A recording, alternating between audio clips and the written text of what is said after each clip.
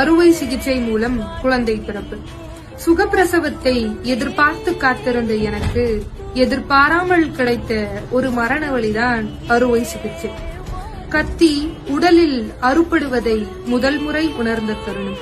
முதுகெலும்பில் மருந்தூசியை வலியுடன் பெற்றுக்கொண்ட முதல் தருணம். சிறுநீரை வெளியேற்ற குழாய்கள் சொருக்கப்பட்டு மருந்துகளை உட்செலுத்த கை நரம்புகளில் குழாய்கள் செலுத்தப்பட்டு நானே நானாக இல்லாமல் அப்படியே கிடந்த தருணம்.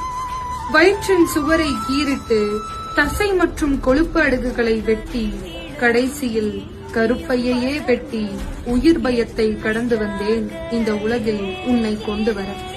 நஞ்சுக்கொடியை அகற்றி தையலிட்டார்கள். அதையும் உணர்ந்தது இந்த உடல். உடலா ஏதோ சாதாரண பொருளா தெரியவில்லை. கத்தியும் ரத்தமுமாய் கிடந்து மயக்கம் தெளிந்தது. இத்தனை நாட்கள் சுமந்த அந்த உயிரை தூக்கக்கூட இந்த உடலில் சக்தி இல்லை.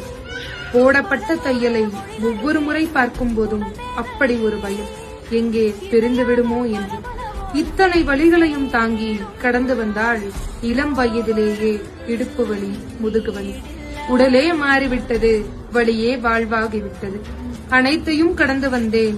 மருத்துவர் சொல்கிறார் 2 குழந்தைகள் தான், அதுவே சிரமம் என்று. யாரிடம் சொல்வது நான் பட்ட வலிகளை? வலியை மட்டுமே முழு நாளும் அனுபவித்து ஒரு உயிரை இந்த உலகிற்கு அறிமுகம் செய்த நாள் வாழ்வில் மறக்க முடியாத ஒரு நாள். சுகப்பிரசவத்தை மட்டுமே பெரும் பேச்சாக பேசும் இந்த சமூகத்திற்கு எங்கே தெரிய போகிறது எங்களை போன்றோர்களின் பெரும் வலி?